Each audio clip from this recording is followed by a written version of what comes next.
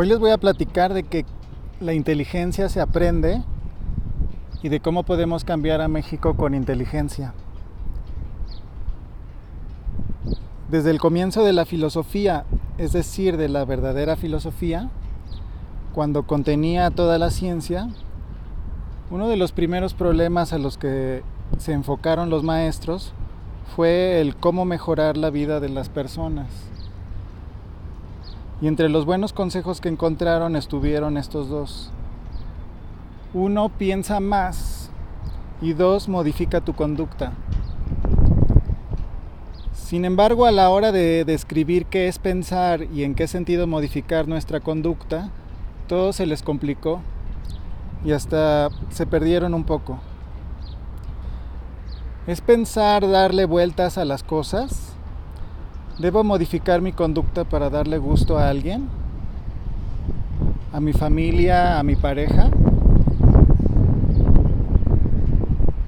Puede haber muchos puntos de vista en esto, pero en algo sí vamos a estar de acuerdo todos. Debemos pensar con inteligencia y modificarnos para ser más inteligentes.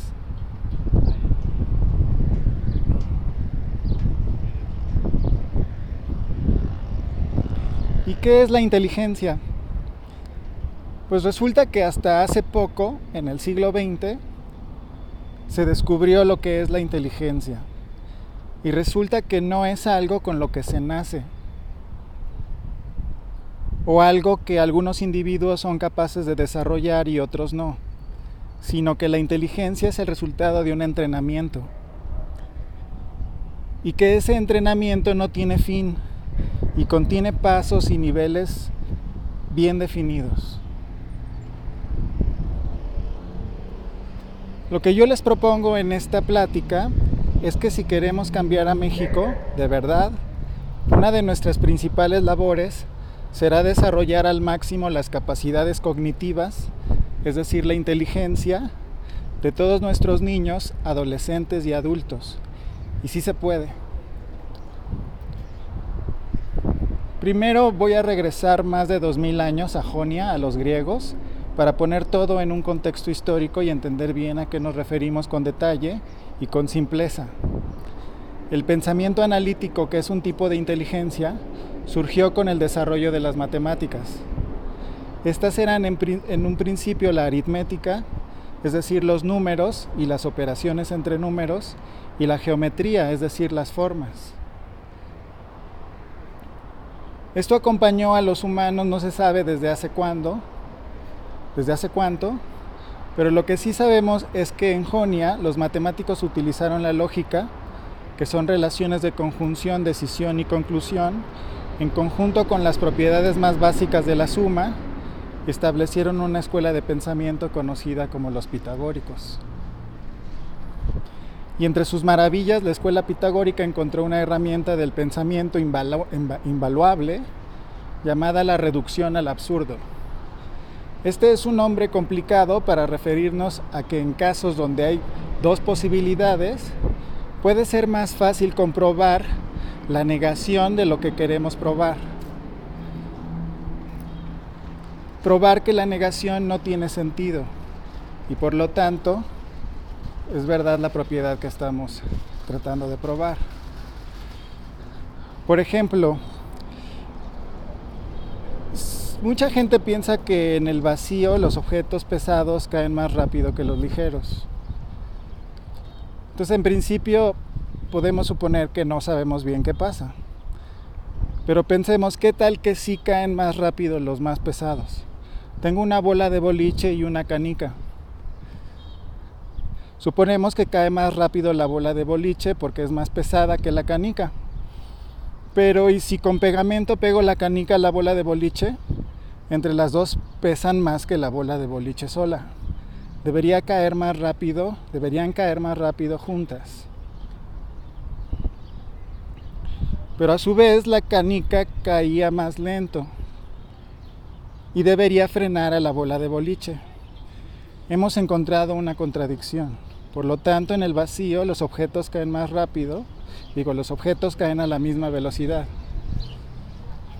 lo cual es verdad. Pero en la realidad hay aire Y esto complica todo porque hay fricción. Y en algunas circunstancias hasta hay turbulencia.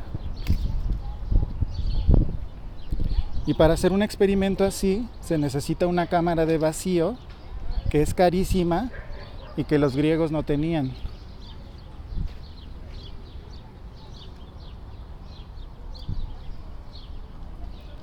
Y así pues se volvió moda pensar sin experimentar, porque es más barato. Y también por una segunda razón más oscura, que es que porque sirve para manipular. La reducción al absurdo es una gran herramienta en el pensamiento perfecto, en las matemáticas, pero es un desastre en la realidad física. Recordemos al aire nuestro experimento de las canicas, de la canica y la bola de boliche. Si tratamos de usar la reducción al absurdo incluyendo al aire, no llegamos a ningún lado.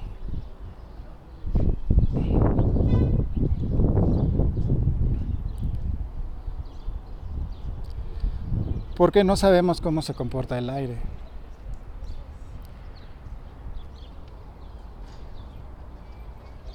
Pueden ir a investigar las barbaridades que dijo Aristóteles sobre el aire. Y así es, barbaridades. Y aquí va a salir el profesor de ética y me va a aventar el borrador, pero no importa. Lo que los filósofos desarrollaron fue una metodología perfecta para las matemáticas, pero muy mala para la ciencia. Las matemáticas no son ciencia, son pensamiento puro. Son muy buenas ideas, muy buenas herramientas, poderosas, las más poderosas del pensamiento, pero no describen la realidad necesariamente. A la realidad se necesita experimentarla. Los pitagóricos no solo desarrollaron el sistema lógico matemático que seguimos usando hoy, claro, muchísimo más amplio, sino que aplicaron su lógica de mala manera a la realidad y generaron la teoría de las proporciones y de las formas perfectas, de donde sacaron la teoría de los 4 elementos y de la geometría sagrada. En este mundo todo era proporción.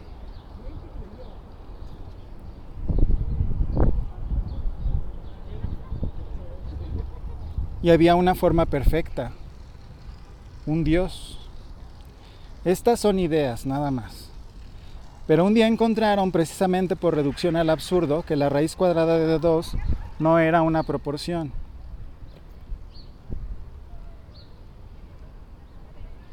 Y que había un quinto sólido platónico perfecto, el dodecaedro, y toda su fantasía del mundo perfecto se vino abajo. Preocupados por lo que pensaría la gente, decidieron esconder la raíz cuadrada de 2 y el dodecaedro, y así se mantuvieron en secreto durante miles de años. Muchos filósofos surgieron durante la Edad Media y el Renacimiento, hasta que Galileo hizo algo que ahora podemos hacer con cualquier telescopio, que es observar a Júpiter y sus lunas. Y esto les recomiendo mucho que lo hagan, y si es posible junto con niños que conozcan, porque es revelador. De ahí surgió la idea de que la Tierra no es el centro del universo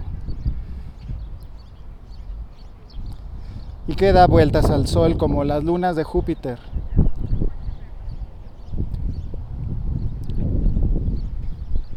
Luego en 1618 nació la ciencia moderna con la epifanía de Kepler, basada en las mediciones de las posiciones planetarias de Tycho Brahe, y las leyes de Kepler fueron transformadas en 1684 por Newton en lo que conocemos como la ley de gravitación universal. Sin embargo, continuó el dominio del pensamiento perfecto y de la reducción al absurdo. La reducción al absurdo se perfeccionó y se le llamó dialéctica. La dialéctica supone, al igual que los pitagóricos, que existe un mundo perfecto. Una razón pura. Y que se puede encontrar conocimiento elaborando una idea, la tesis, y una antiidea, la antítesis, y finalmente una conclusión, la síntesis. Y eso funciona a la perfección en las matemáticas, pero no en la realidad. Se necesita experimentar, y a la experimentación se le llamó filosofía natural y a sus practicantes los naturalistas. Pero llegó un día en 1842, no hace mucho, en el que se estudió por primera vez la percepción cerebral usando el método científico, llamado en ese entonces método inductivo. Y en esos días los filósofos naturales también eran médicos. Nuestro héroe, llamado Hermann von Helmholtz, no muy conocido por el ciudadano común, descubrió que no nacemos viendo en 3 dimensiones, sino que aprendemos. Y lo descubrió en la práctica, estudiando a los bebés. Y esto causó gran polémica. Los seguidores de la dialéctica de Hegel se opusieron, usando argumentos oscuros enredados por no tener razón, usando el concepto de diseñador de la vista y la semejanza al espacio, concluyeron que Helmholtz estaba equivocado y que nacemos viendo en 3 dimensiones. Pero esa conclusión es falsa, es un dogma.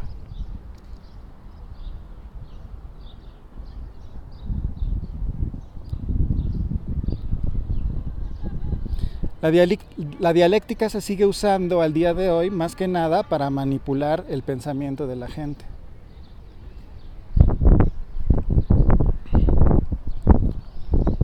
No es un método para obtener conocimiento.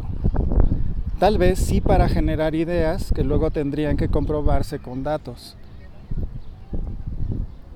Es decir, la dialéctica se queda en el primer paso del método científico. Helmholtz descubrió tantas cosas usando la ciencia, la más importante de todas, la ley de conservación de la energía, probablemente la única ley verdadera descubierta por el hombre hasta nuestras fechas. Y así, casi abarcando todas las ramas de la física, desde la mecánica, la termodinámica, la óptica y hasta la electrodinámica. Durante los tiempos de Helmholtz quedó claro que la dialéctica hegeliana no tenía nada que hacer en la física. Había sido rebasada.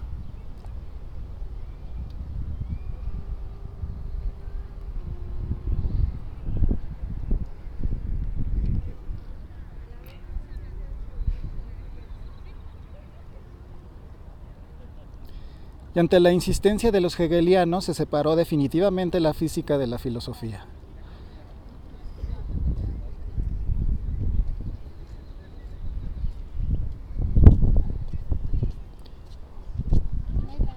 O para decirlo de una forma más justa, se separó la física de la dialéctica.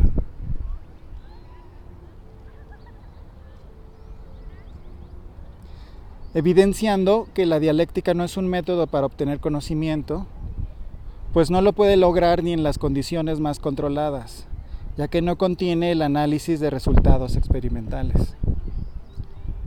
Por ejemplo, ¿quién puede imaginarse que la velocidad de la luz es una constante universal? Nadie. Sale de un experimento. Y desde los tiempos de Helmholtz, en los que se salió la física de la filosofía definitivamente, nadie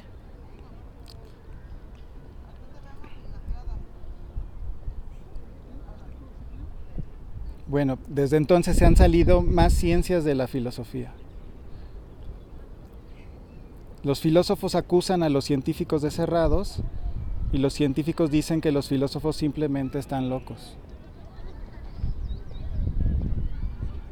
Y una de las últimas ciencias en salir de la filosofía y que hoy todavía depende de qué país hablamos es la psicología.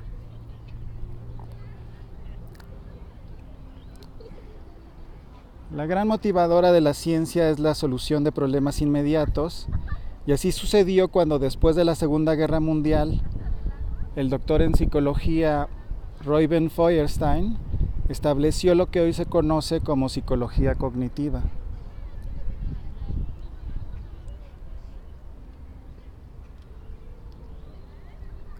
Y comprobó, rehabilitando todo tipo de personas, que la inteligencia se aprende.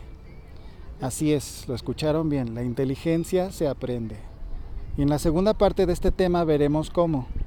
Y es muy importante porque todavía, inclusive en mi universidad, se cree que hay que dar cursos propedéuticos de álgebra y de lógica y someten a los alumnos a tediosos cursos de signos, cuando en realidad lo que pasa es que no saben pensar.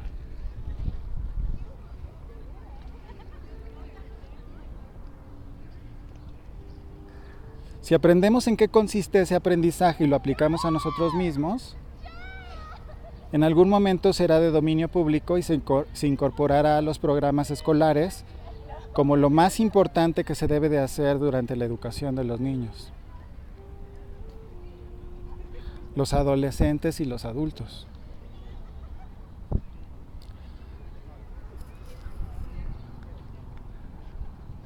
Los impresionantes resultados del Dr. Feuerstein se resumen en lo que se conoce como el programa de enriquecimiento instrumental, que no es más que una clasificación de actividades cognitivas sistematizadas en un conjunto de tareas para desarrollar los diversos elementos que conforman la inteligencia.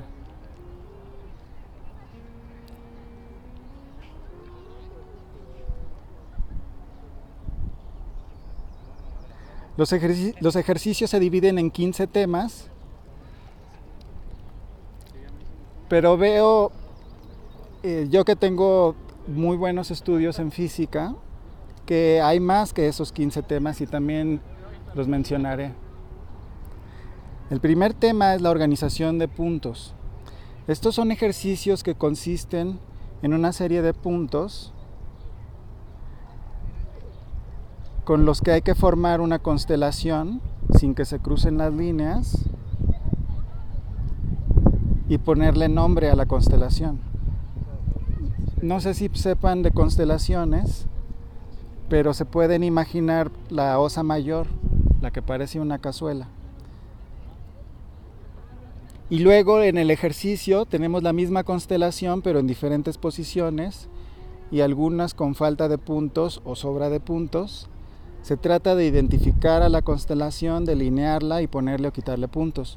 No es saber las constelaciones del cielo, es simplemente hacer el ejercicio con unos puntos. Esto, como ven, ayuda a que las neuronas aprendan a reconocer formas en diferentes posiciones y completar o discriminar elementos de una forma. El segundo tema es la orientación espacial, es decir, distinguir arriba, abajo, izquierda, derecha, atrás, adelante, enfrente.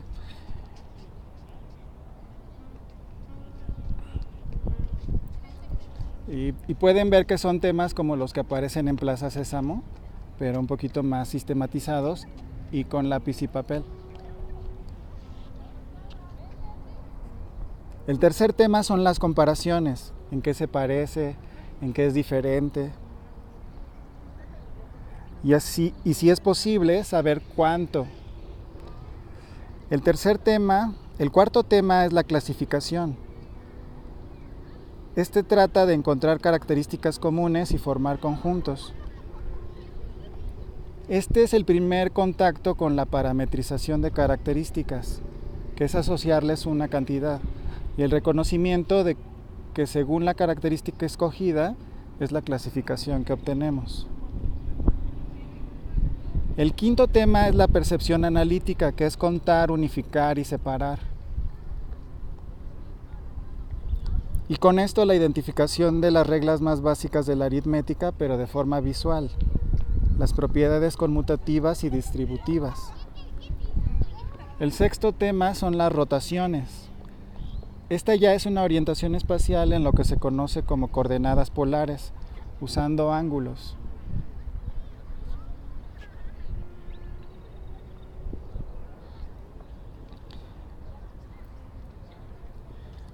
En estos ejercicios se identifican los grados de rotación, ya sea, por ejemplo, vuelta, media vuelta, un cuarto de vuelta y en qué dirección. El séptimo tema son ilustraciones en situaciones en las que la empatía y otras decisiones que generan valores son expuestas para su análisis.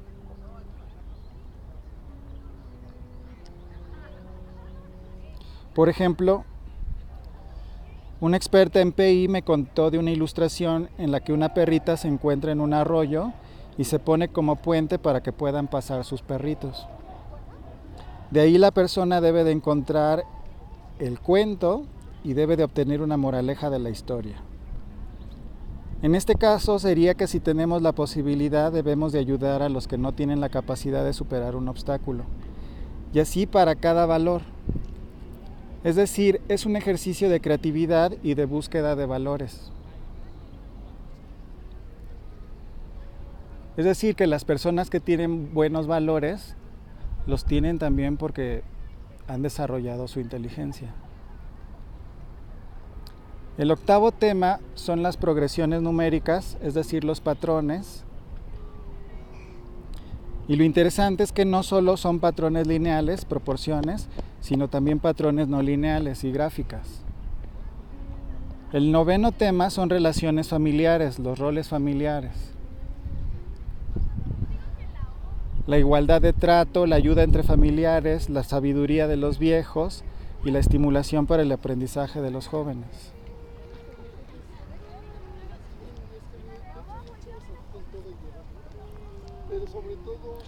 El décimo tema es dar instrucciones, por ejemplo, para llegar a algún lugar o hacer una tarea específica.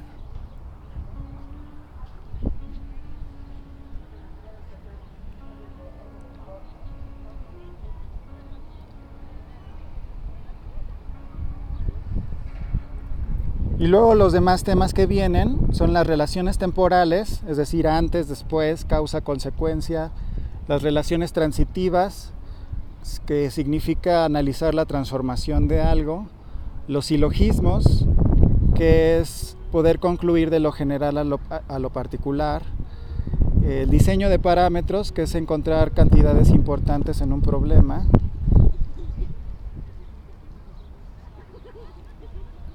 y por último la orientación espacial relacionada al movimiento. Esto es si algo se acerca, se aleja, orbita, o se queda o se va.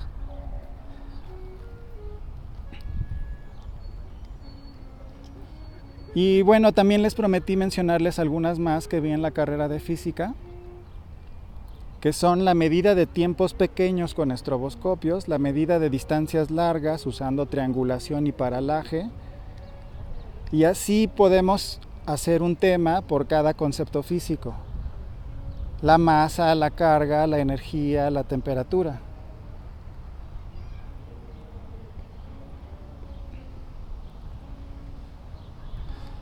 Y bueno, yo he tratado de platicar con mis coordinadores del Departamento de Matemáticas en la UAM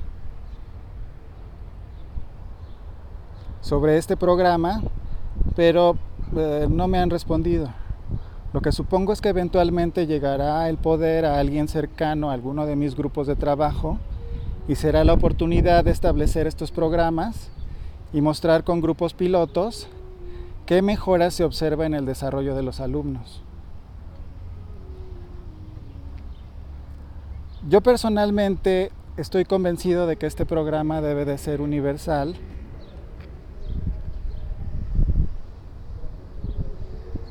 para todos los mexicanos de todas las regiones, sin importar la edad, para todos los niños, adolescentes y adultos.